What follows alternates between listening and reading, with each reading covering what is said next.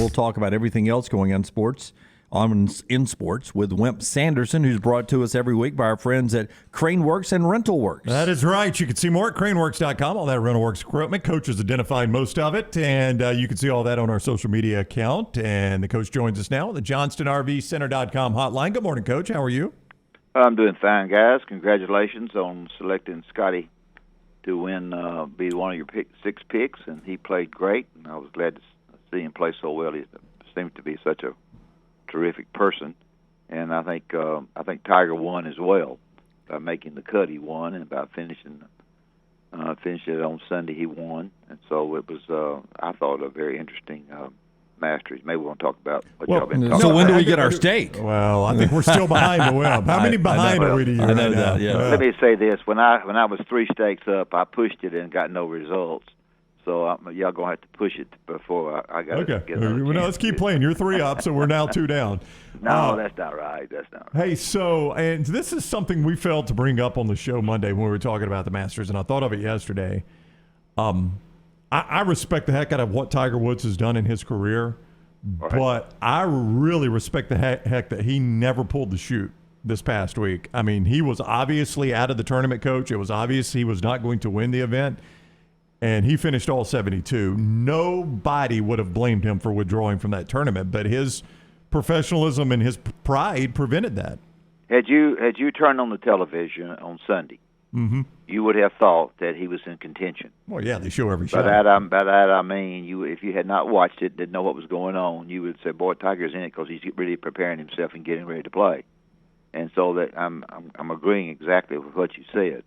And he's the kind of guy that I'm getting ready for the future. I'm going to St. Andrews. Whether he'll go to Tulsa or not and play at Tulsa, I'm not sure. Probably not, but go to St. Andrews, which is his favorite course. So it was a big deal for him, and certainly a big deal for Scotty to play the way he played and to be the kind of person he is. I like him. He's it was very, very close before he started winning those four tournaments that he won. He's been fairly close, but couldn't pull the string, and it's hard to pull the string.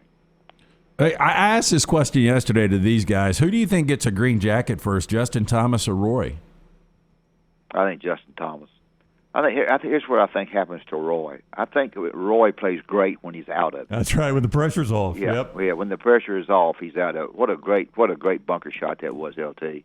I mean, he puts it in the middle of the green, knowing it's going to go down the hill, right to left. We all could figure that out just watching it. But to make that shot and then the other shot coming in on top of him, on top of him, but not as good a shot, but a great shot. It was a heck of a day. I think this is a good question, LT. I think when the pressure is off, he plays much better. He makes the little putts. He does some things spectacular. He's a great player. When he thinks he's out of it, he's always saying, "Well, I'm just going to be 1 or 2 shots short," and of course he was. I heard a guy close to a basketball program this week mention the phrase, "The portal works both ways." Yep. We've talked about bringing in players.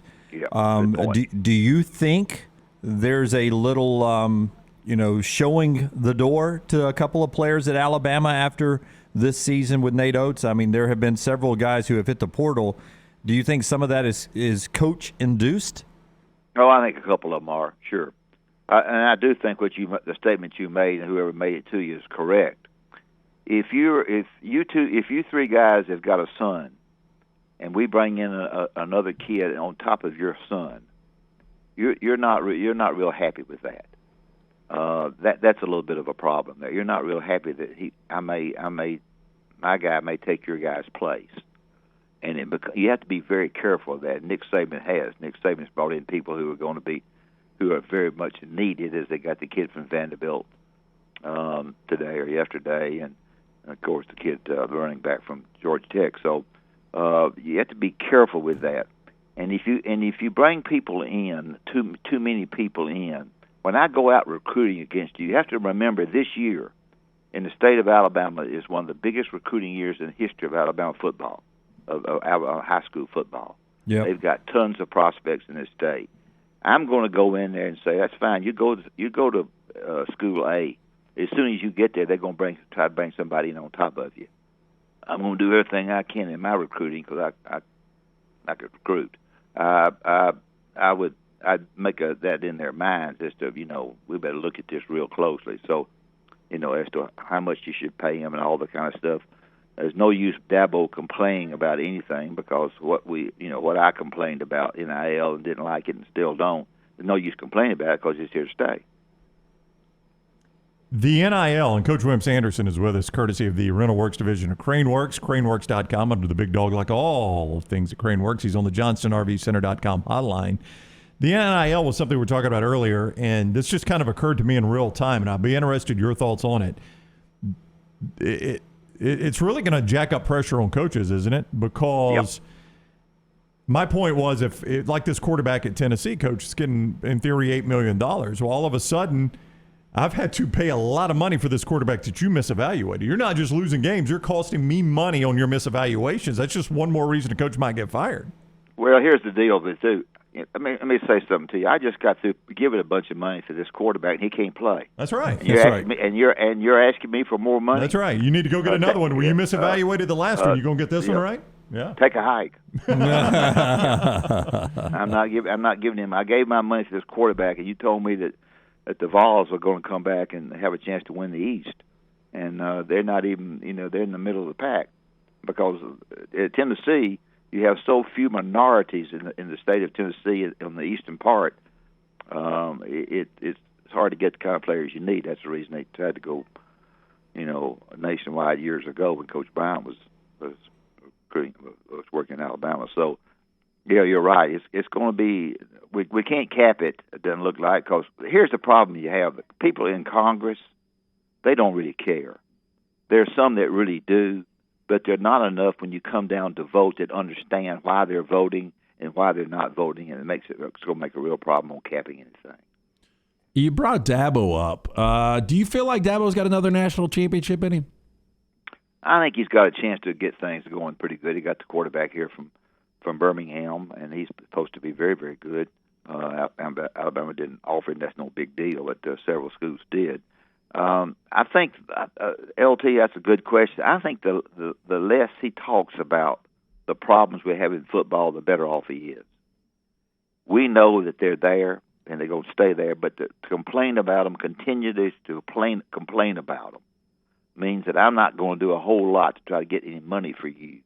And if I'm not going to get any money for your son, LT, you're going to send your son to South Carolina. Yeah. They're going to get him some money. So I think he needs to be careful. I think he's got a chance, and here's the reason why.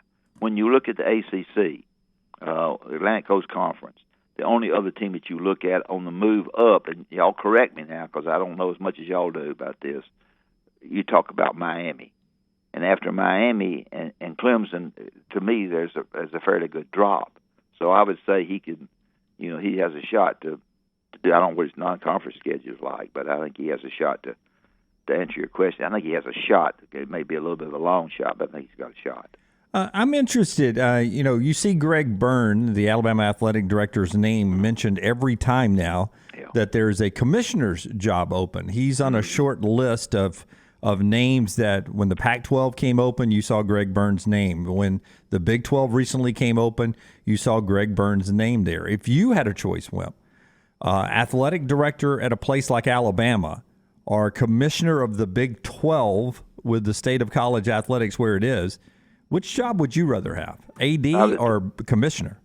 I would tell the people of Alabama that they would offer me to be the new commissioner, and to please give me the same and stay at Alabama. Yeah, like you do. You'd leverage it. I would have my agent call them and say, y'all not going to believe this, but Big 12 commissioner just retired, and I think they're after Greg.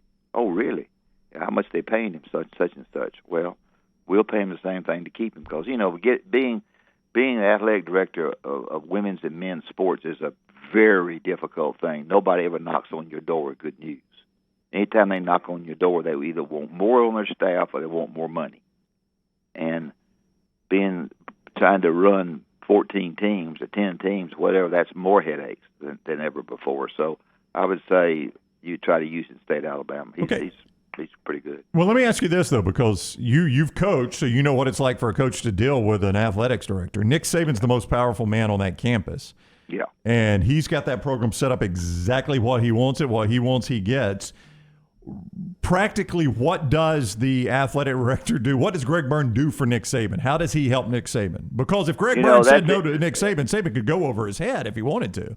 Well, I think that's another good question. And the question is, I never have been sure exactly how Coach Saban. I want to ask him about this golf tournament. I want to play in his golf tournament in a couple of weeks. But so I'm gonna find out a little bit about that. I'm just wondering if you're the athletic director and I'm the coach, am I going to call you and say to you, Ryan, I need to give this guy X amount of dollars, or do I just go ahead and say I'm going to give you X amount of dollars and then call Greg Byrne and tell him what I've done? Yeah. I have a feeling he's turned him loose because he hadn't made any mistakes. As I told you, the president one time, after the past president told me the reason we give Nick Saban anything he wants is because of LSU.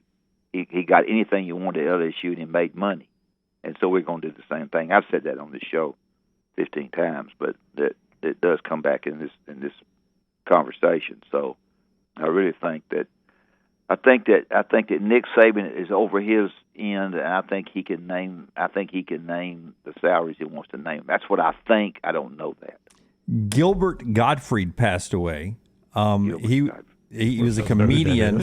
He was a comedian that I never really Never really liked. Very dirty. Very, very dirty. Is he really? Oh, yeah. But I went back and watched some clips. I always wondered, do you have a comedian that makes Wimp Sanderson laugh? Is there a person out there that always makes you laugh?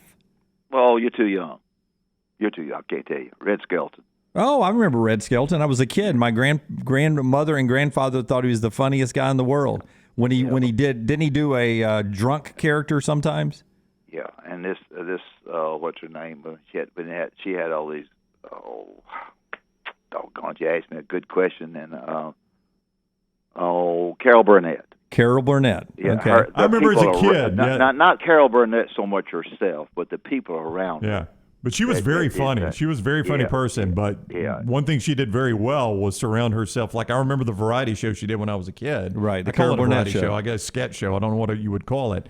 But she surrounded herself with very funny people. And a lot of times she played straight when she was very funny in her own right. Vicki Lawrence, Tim Conway, Harvey Korman. When they were trying to fix that tooth, what's his name was laying in there, and he was trying to pull his tooth. It was. I'd love to see you sit there and watch Carol Burnett show and just laugh. Just laugh. I barely laugh. I laugh my fan. Y'all don't know me very well. I laugh a bunch of stuff. Y'all think I got a bad look on my face. And I do have a bad look on my face, and there's not much I can do about it. That's all right. He's the coach, Wimp Sanderson. He joins us each week, courtesy of the Rental Works division of Crane Works, Coach. Well, Crane Works, great people, and certainly Crane Works and Rental Works are two.